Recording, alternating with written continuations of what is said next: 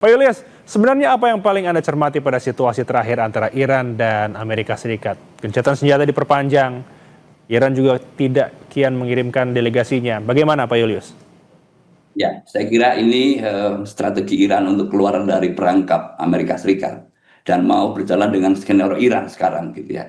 Jadi kalau dalam perundingan pertama kan skenario-nya Amerika Serikat dan hampir skenario Amerika Serikat berjalan beberapa waktu yang lalu mulai Senin, Selasa. JD Vance kan semangat sekali ya pergi ke Islamabad untuk perundingan dan berasumsi bahwa Iran akan melakukan yang sama gitu. Nah, kali ini tidak ya, kali ini tidak gitu. Dan sampai detik terakhir gencatan senjata berakhir, tidak ada keputusan untuk mengirim delegasi ke Iran. Saya melihat satu itu adalah Iran sedang bermain di atas skenario sendiri dan tidak mau terjebak dalam skenario Amerika Serikat. Dan di sisi yang lain saya melihat Amerika sedang kehilangan muka ini, Mas El.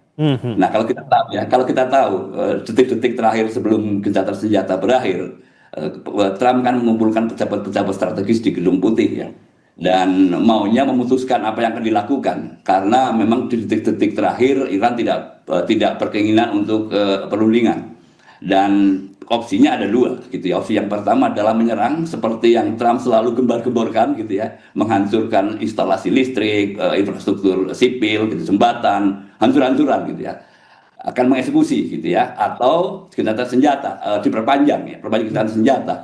Dan yang saya dengar sampai detik terakhir akhirnya dipasrahkan kepada Trump. Silakan Trump untuk memutuskan sendiri gitu ya. Artinya di antara mereka juga tidak sepakat gitu.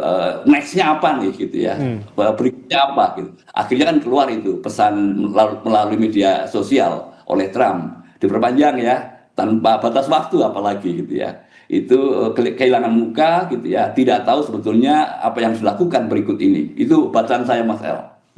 Berarti kalau misalnya seperti itu, apakah ya dikatakan tadi oleh Pak Yulius bahwa Iran bermain dengan skenario-nya sendiri? Apakah mungkin ini semacam strategi mungkin karena memang sebelumnya juga sempat tidak menemui kata sepakat atau bagaimana Pak Yulius?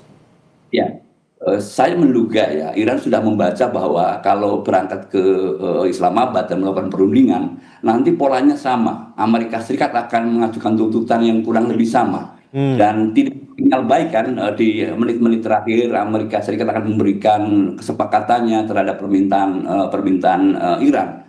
Tidak ada gitu. Termasuk permintaan Iran yang disebut sebagai prekondisi supaya bisa berunding, yaitu blokade. Blokade harus dibuka, blokade oleh Amerika Serikat harus dibuka gitu, dan itu buat Iran sinyal yang paling kuat kalau betul-betul ada niat baik bagi Amerika Serikat untuk berunding. Ya, jadi Amerika Serikat semangat sekali berunding gitu, tetapi saya yakin semangat tapi tidak bersepakat gitu ya. Semangat pada akhirnya tidak mengambil bangun kesepakatan. Itu kan sama saja sebetulnya, ini bermain-main dengan narasi gitu ya, seolah-olah bahwa Amerika Serikat itu pro diplomasi gitu ya, anti perang gitu ya. Dan Iran tidak gitu. Itu kelihatannya ya gitu. Nah, kali ini saya kira pilihannya strategis sekali ya, menolak itu gitu. Oke, Dan bahkan yang menarik adalah deklarasi perpanjangan gencatan senjata ini kan unilateral ya, dan Iran belum sepakat. Dan saya paham kenapa ya, nanti saya bisa cerita ya gitu. Jadi intinya gencatan senjata diperpanjang, tapi itu hanya dari Amerika Serikat gitu, dan kan tidak mungkin gitu ya. Oke, berarti memang betul dikatakan bahwa klaim Trump ini perpanjangan gencatan senjata hanya sepihak saja, sementara dari Iran memang belum ada pembicaraan seperti itu ya, Pak Yulius ya? Ya betul, dan saya paham kenapa Iran sangat keberatan dengan perpanjangan senjata, karena dia melihat gelagat Amerika Serikat ya sejak gencatan senjata dimulai 8 April yang lalu gitu. Ternyata gencatan senjata dipakai oleh Amerika Serikat untuk melakukan blokade gitu ya, mengirimkan sekira 12 kapal perangnya ditambah 2 carrier-nya gitu ya, yang di mana pesawat-pesawat tempur Amerika Serikat bisa meluncur dari kapal carrier tadi gitu ya. Lalu kemudian juga termasuk personil, 10 personil sudah siap di sana gitu. Teknologi juga sudah sangat canggih gitu. Sampai pada simpulannya adalah gitu ya, kekuatan Amerika Serikat untuk memblokade sebetulnya lebih dari untuk memblokade gitu. Kemampuan agresi untuk melakukan agresi yang lebih besar itu saya kira potensial ya, dan Iran membaca itu gitu. Nah, sayangnya Iran kan tidak bisa membalas ya gitu. Iya. Ada pergerakan kemiliteran yang dilakukan Amerika Serikat dalam periode gencatan senjata, Iran tidak bisa melakukan balasan, tidak bisa mengirimkan rudalnya Hmm. karena Iran menghormati betul gencatan senjata. Dan itu kan disebut pelanggaran. Hmm. Tapi kalau misalnya bicara mengenai melihat pandangan Anda, Pak Julius, apakah gencatan senjata ini ada campur tangan dari Israel sendiri, Pak Julius? Atau mungkin memang hanya purely keputusan dari Trump saja? Ya, tentu saja banyak spekulasi ya, termasuk ada kemungkinan dari Cina gitu, ada Hmm. kemungkinan dari Israel gitu ya. Yang disampaikan oleh Trump kan karena permintaan dari Perdana Menteri Pakistan yang menjadi mediator. Berikan waktu kepada Iran untuk merumuskan tuntutannya gitu ya. Lalu sampai akhirnya Iran bisa mengirimkan tuntutan yang lebih holistik gitu ya, unified gitu ya, single dokumen gitu ya, itu baru akan dilakukan perundingan dan itu butuh waktu. Maka Perdana Menteri Pakistan meminta supaya Presiden Trump memperpanjang gencatan senjata gitu. Itu poinnya. Tetapi tadi saya nyebut ya gitu ya, bahkan pejabat-pejabat strategis pun tidak bisa mengambil keputusan setelah Iran tidak mau berunding, kan akhirnya pasrah ke seorang Trump ya yang Iya. kita tahu konsisten gitu ya. Oke. Pak Julius, ini kan seperti yang kita ketahui untuk mediator ini masih bersama dengan Pakistan. Apakah mungkin dalam mungkin pertemuan jilid kedua nanti akan ada mediator lain yang akan muncul terkait dengan di sela-sela gencatan senjata ini, Pak Julius? Ya, sejak awal saya itu membayangkan bahwa untuk isu yang sangat berat, apalagi kalau bicara soal nuklir, mulai pengayaan uranium, itu harusnya tidak cukup satu ya gitu. Harusnya mediatornya yang punya kekuatan pengaruh yang besar. Kalau kita ingat negosiasi di tahun 2015 yang membicarakan isu yang sama dengan Iran terkait dengan pengayaan uranium, itu kan ada 5 ya mediatornya gitu, dan 5 itu orang kuat semua, negara-negara kuat semua, P5 ya, anggota tetap Dewan Keamanan PBB gitu, plus Jerman ada, jadi total ada 6. Dan akhirnya bisa bersepakat ya bahwa ada pembatasan pengayaan uranium gitu di level yang sangat rendah gitu, sehingga tidak mungkin Iran mengembangkan kapasitas membangun senjata nuklir. Itu kesepakatan di 2015. Mediatornya 5+1 ya, dan itu sangat berpengaruh. Nah, sekarang isunya sama kurang lebih, Pakistan yang menjadi mediatornya gitu, dan banyak kritik itu Pakistan lebih seperti event organizer ya. Jadi menjadi Iya. tuan rumah gitu, menyediakan tempat yang sejuk gitu ya. Memang secara teori benar ya gitu. Harus nyaman tempatnya gitu, semuanya happy, bisa berpikir jernih gitu ya. Itu kan seperti event organizer ya gitu. Ya, kita tidak boleh mengerdilkan Pakistan ya, dan sampai sejauh ini paling tidak dia berhasil mempertemukan dua belah pihak gitu ya, sehingga eskalasi bisa ditahan ya gitu. Itu pandangan saya. Jadi kalau kita bicara bisa nggak ditambahkan mediatornya sekarang. Nah, sekarang tergantung permintaan dari pihak-pihak yang berkonflik ya. Terutama Iran ya. Amerika Serikat kelihatannya nggak ada masalah dengan Pakistan, kelihatannya happy-happy saja gitu. Dan Iran bermasalah dengan Pakistan. Tadi sore kalau nggak salah ya, Pakistan kan terus mengontak pejabat strategis di Iran supaya berangkat ke Islamabad, dan malah dijawab Pakistan sejauh ini memainkan peran yang tidak netral gitu, cenderung ke Amerika Serikat gitu ya. Ya, berat Dan sebelah ya. berat sebelah dan perundingan pertama kelihatan itu. Lalu juga kecewa waktu itu ya, waktu di perundingan pertama kan Iran juga kecewa gitu. Kesepakatannya kan harusnya gencatan senjata berlaku juga untuk Israel ya, Iya. dan Lebanon ya gitu. Lebanon Itu ya. juga kecewaan yang pada waktu itu disampaikan gitu ya. Ditelepon waktu itu kan sebelum berangkat ke Islamabad kan, menelpon pejabat tinggi di Pakistan, apakah betul gencatan senjata juga berlaku untuk Israel? Lalu Pakistan menjawab betul gitu, tapi nyatanya kan nggak betul. Itu saya kira udah kecewa juga gitu. Oke, baik. Pak Julius, ini kan mungkin di apa ya, perundingan pada jilid kedua ini sebelumnya juga sempat dijelaskan, diberitakan bahwa memang dikatakan oleh Trump bahwa ada perpecahan internal di dalam Iran itu sendiri sampai belum mengirimkan delegasi seperti itu. Nah, sebenarnya Pak Julius, seberapa besar faktor domestik ini sebenarnya menentukan untuk arah konflik ke depannya, Pak Julius? Ya, yang dibangun narasi oleh Amerika Serikat kan seperti itu ya. Kenapa tidak berangkat? Karena ada perpecahan di dalam. Perpecahan itu biasa ya di negara manapun ada ya gitu. Tapi kalau kita lihat kecenderungannya gitu, 70%, 80%, 90%. Tapi kok saya percaya sebetulnya mereka sangat solid di dalam mereka sangat solid. Dan lihat hari ini mereka turun ke jalan seolah merayakan kemenangan gitu ya. Lalu kemudian bahkan mereka mengeluarkan rudal baru ya, terbarunya gitu, Khoramsar gitu, 4 yang jarak jangkaunya sampai 2000 km gitu. Dan Sukaria gitu ya. Itu satu hal gitu. Kita tahu Mutabak Khomeini juga menyampaikan pesan yang sangat keras gitu bahwa Iran siap berperang. Presiden Maksud Pezeshkian juga menyampaikan bahwa kita cinta perdamaian tapi kita tetap siap untuk berperang. Nah, saya melihat bahwa ini bukan perpecahan. Saya melihat ini strategi ya. Strategi yang dimainkan oleh Iran yang saya sebut tadi keluar dari jebakan Amerika Serikat. Oke, baik. Kalau misalnya seperti itu, apakah bisa dikatakan bahwa mungkin yang menyebabkan pada pertemuan pertama ini tidak mendapat kata sepakat kan memang di satu sisi juga Israel masih terus menyerang Lebanon. Israel dan Lebanon masih melakukan konflik seperti itu, Pak Julius. Apakah mungkin di perundingan jilid kedua ini akan terjadi hal seperti itu lagi, ataukah memang dari Israel dan juga Lebanon ini mencoba untuk melihat langkah seperti apa sih yang akan dilakukan oleh Amerika Serikat? Apakah betul gencatan senjata ini benar terjadi meskipun Iran juga belum mengirimkan delegasi? Ya, kita masyarakat internasional itu kan berharap banget ya betul-betul perang segera berakhir nih. Jadi saya paham pertanyaannya Mas El gitu ya. Ayo dong berakhir dong di perundingan kedua ini. Saya kira begitu dan semua orang menunggu itu. Gitu. Iya. Dampaknya kan sudah luar biasa gitu. Nah, saya melihat perbedaan antara perundingan pertama dan yang kedua gitu. Perundingan pertama itu salah satu isu yang menjadi prekondisi adalah Israel yang terus menggempur Lebanon ya.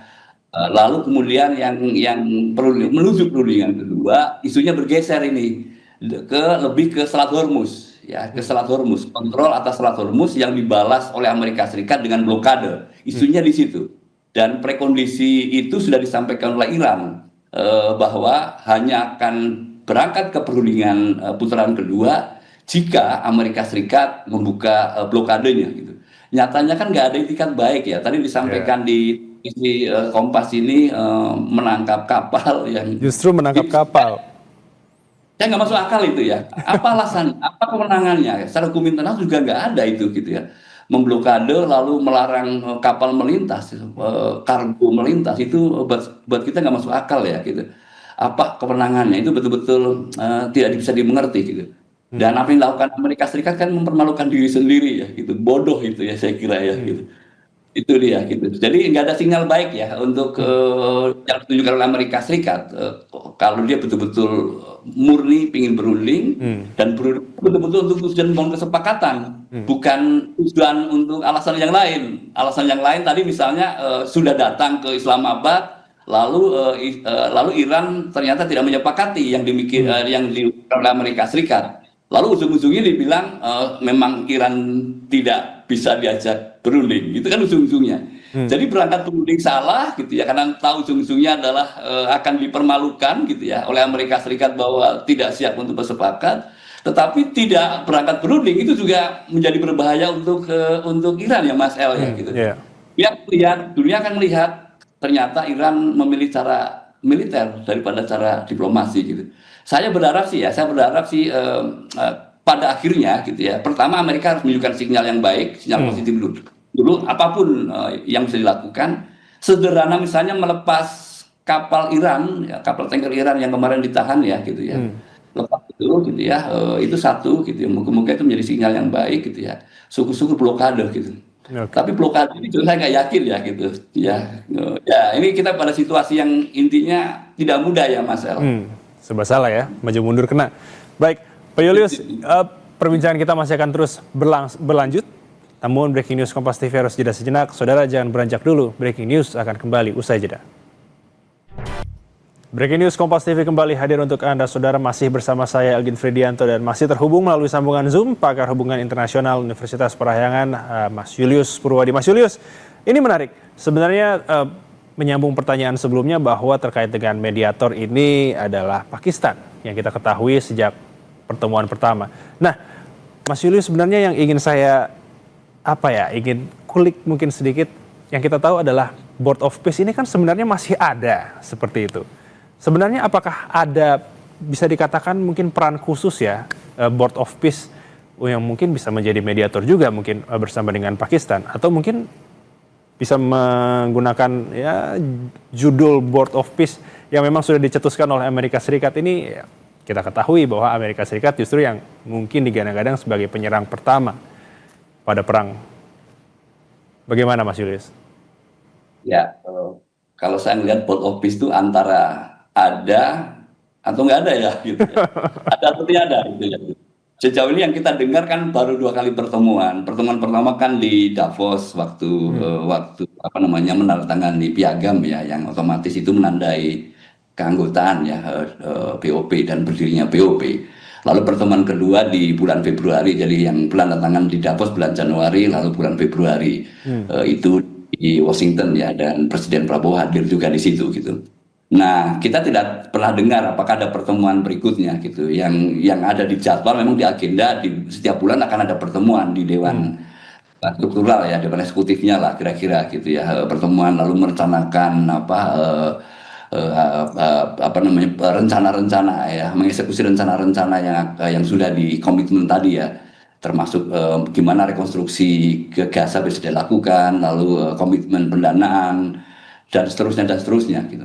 Tapi kita sejak 28 Februari gitu ya, itu kira-kira 2 minggu lah setelah KTT, kita nyebut KTT pertama Board of Peace gitu, kita tidak mendengar lagi ya gitu, karena semua kan sibuk dengan urusan perang ini ya. 28 Februari kan semuanya konsentrasi ke perang. Nah, apakah bisa jadi mediator gitu? Nah, pertanyaannya siapa yang dimaksud BOP gitu ya? Kalau kita ngomong kan secara struktur sangat sentralistik. Ketuanya siapa? Trump. Trump sekaligus juga Presiden Amerika Serikat gitu. Tidak tergantikan gitu ya. Nah, sekarang pertanyaan, kalau membayangkan BOP sebagai mediator, berarti kita menerima Trump dong gitu ya. Sementara dalam ini Trump itu sebagai pihak ya, sebagai pihak yang berkonflik.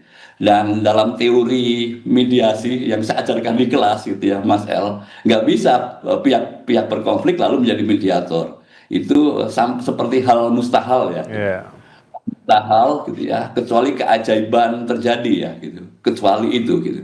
Jadi kembali kita punya harapan ada mediator yang sangat kuat, itu saya tahu poinnya gitu. Dan hari ini saya juga mendengarkan pakar-pakar Amerika Serikat ternama ditanya yang kurang lebih sama gitu. Jadi siapa sebetulnya mediator yang mungkin ya memainkan peran yang efektif gitu ya. Lalu jawabannya tidak mudah menjawabnya karena perundingan kan sudah gitu ya. Dan kadang-kadang lebih baik melanjutkan perundingan dengan mediator yang sama gitu ya, daripada menunda perundingan karena mencari mediator lain. Itu lebih sulit gitu ya. Kalau saya kembali lagi ke yang tadi saya sudah sampaikan, untuk isu yang sangat berat memang tidak cukup kalau cuma satu gitu ya. Dan sekelas Pakistan yang kalau kita lihat kan vested interest-nya juga banyak ya gitu. Salah satu negara yang harusnya tidak punya senjata nuklir dia punya gitu ya. Lalu kemudian ada perjanjian-perjanjian dengan Amerika Serikat. Jadi ini seperti tangan kanan Amerika Serikat di Asia Selatan kan gitu. Nah, itu juga sisi lain yang melemahkan posisi Pakistan sebagai mediator. Dan Iran sudah mengkritik itu gitu ya. Sudah mengkritik posisi dari Pakistan yang cenderung pro Amerika Serikat pada perundingan yang pertama gitu ya. Itu gitu. Nah, tapi masih mungkin ya Mas El, masih mungkin ya, kecuali di dalam detik-detik terakhir misalnya Iran meminta gitu ya, kalau mau berunding gitu ya, setelah Hormuz dibuka, blokadenya dibuka gitu ya, lalu Iran buka Hormuz gitu ya, lalu kemudian kalau mau berunding berikutnya gitu, Iran meminta gitu ya, ada Cina misalnya, Rusia yang kedua gitu ya, jadi anggota tetap DKPBB gitu ya. Lalu kemudian Amerika Serikat kan berpikir panjang tuh, wah Ya. Cina nih gitu. Lalu kemudian Rusia nih gitu ya, pasti dia akan mencari negara mediator ketiga atau Hmm. keempat gitu sebagai penyeimbang gitu. Dan kita kan punya Inggris gitu Hmm. yang memang sangat kritis terhadap Presiden Trump, tetapi kan dia menjadi apa long standing allies ya gitu. Hmm. Sudah lama persekutuan dengan Amerika Serikat gitu ya. Inggris dan Amerika Serikat kan sudah sangat dekat gitu ya. Hmm. Diketuk hati Perdana Menteri Inggris ya gitu. Lalu kemudian Perancis barangkali juga bisa, atau Jerman yang cool ya gitu ya. Ya. Ya kelihatannya tidak tampil. Nah itu mungkin ya bila salah satu pihak mengendaki gitu ya. Salah satu pihak mengendaki. Hanya sekarang memang belum jadi syarat ya. Belum Ya. menjadi syarat karena syarat yang dikemukakan oleh Iran kan sebatas membuka blokade gitu. Ya. Yang Oke. tidak hal mustahil juga membuka blokade untuk Amerika Serikat. Berarti memang masih terus menunggu ya terkait dengan perkembangan apakah memang Pakistan akan berdiri sendiri atau mungkin akan membutuhkan bantuan negara lain. Nah, Mas Julius, perkembangan terbaru ini negara-negara Arab menuntut Iran untuk membayar ganti rugi atas kerusakan. Nah, ini apakah tekanan yang sengaja dibisikkan oleh Amerika Serikat, Mas Julius? Ya bisa jadi gitu. Kita kadang-kadang tidak tahu mana yang suara murni dari negara-negara teluk ya, gitu. Karena begitu kuatnya pengaruh Amerika Serikat di mereka gitu ya. Kita nyebutnya dalam bahasa teori hubungan internasional itu strategic otonomi ya. Setiap negara harus punya kemandirian dalam mengambil keputusan gitu ya, termasuk merespon situasi yang sangat sangat mendesak seperti perang ini gitu. Bisa jadi gitu. Bahwa mereka menuntut kompensasi ya atas kehancuran yang disebabkan oleh serangan rudal dari Iran. Bisa jadi gitu. Tetapi itu kan bagian lain, kita juga harus paham ya Mas El ya gitu. Mereka kan salah satu yang terdampak dari perang yang mereka terlibat kan gitu. Kita pahami secara ekonomi itu udah babak belur juga ini gitu. Termasuk Arab Saudi yang sebentar lagi kan juga ada musim haji juga gitu. Ini kalau perang kecamuk, dampak ekonominya untuk Arab Saudi juga sangat besar gitu ya. Selain dari minyak dan gas, mereka juga mendapatkan dari sektor yang lain, termasuk dari kegiatan-kegiatan religius gitu ya, termasuk dari wisata, termasuk dari banyak hal lah saya kira gitu. Nah, kita harus paham juga mereka cukup sabar, kita apresiasi mereka cukup sabar sampai hari ini gitu ya, sangat sabar sekalipun digempur gitu ya, dan besar-besaran, tapi mereka tidak merespon dengan cara militer. Yeah. Mereka pernah dengan cara-cara multilateral ya, mengajukan resolusi gitu ya supaya Iran mau membuka gitu ya, dan itu ada setengah paksanya ya gitu di DKPBB melalui Bahrain ya gitu, tapi nyatanya memang gagal gitu ya. Itu merespon dengan cara-cara yang saya kira masih terhormat lah gitu. Nah terakhir-terakhir ini yang saya dengar Uni Emirat Arab kelihatannya agak-agak frustasi ya gitu, lalu Arab Saudi juga agak frustasi. Kalau Uni Arab frustasinya dia pergi ke Cina gitu dan mengharapkan Cina untuk memainkan peran yang lebih besar ya gitu. Untuk menyelesaikan konflik itu mungkin alternatif yang baik ya, alternatif yang baik, dan itu bisa nanti yang Mas El tadi tanyakan, tidak harus sendirian nih sebagai mediator gitu. Kalau negara-negara teluk mendukung China gitu ya, saya kira Iran akan berbahagia ya gitu. Cina sebagai mediator dan akan menjadi penjamin untuk Iran juga ya. Akan lebih seimbang seperti itu ya Mas Julius ya? Ya, betul. Oke, Mas Julius, menurut Anda, menurut pandangan Anda mungkin, terkait dengan perundingan yang akan terjadi, mungkin jilid 2 seperti itu ya, apakah ini akan terjadi dalam hitungan hari ke depan, atau jika memang sampai Iran tidak mengirimkan delegasinya, perang justru akan kembali pecah atau mungkin eskalasinya akan bertambah, Mas Julius? Ya, saya menyimak pakar-pakar ternama dari Amerika Serikat juga ya, terkait dengan apa yang akan terjadi berikutnya gitu. Termasuk soal perundingan ya, dan ada terbelah ya pakar-pakar itu gitu. Jadi saya nggak bisa berpretensi saya analisanya akan tajam ya, karena di Amerika Serikat sendiri pakar-pakar terkemuka seperti John Mearsheimer, lalu kemudian Jeffrey Sachs, gitu. Itu kan orang-orang hebat ya. Mereka melihat bahwa ada dua hal ya terkait dengan situasi terakhir ini. Setelah tidak mau berunding, Iran tidak mau berunding, lalu ada deklarasi perpanjangan gencatan senjata oleh Amerika Serikat. Yang satu melihat bahwa gencatan senjata yang diumumkan oleh Amerika Serikat gitu ya, setelah perundingan itu sebagai strategi ulur waktu gitu ya, sampai Amerika Serikat punya alasan kuat untuk mengempur Iran. Ya, dan kita cermati alasannya adalah ini salah satunya John Mashemer ya gitu, bahwa tujuan besar dari apa perang Amerika Serikat dan Iran adalah Amerika Serikat ingin menguasai Timur Tengah gitu. Dan salah satu negara yang belum mau tunduk ke Amerika Serikat kan hanya Iran ya, Mas El ya gitu. Yang lain-lain di negara-negara itu kan sudah bersahabat, sudah jadi mitra strategis gitu ya. Iran nggak mau gitu ya.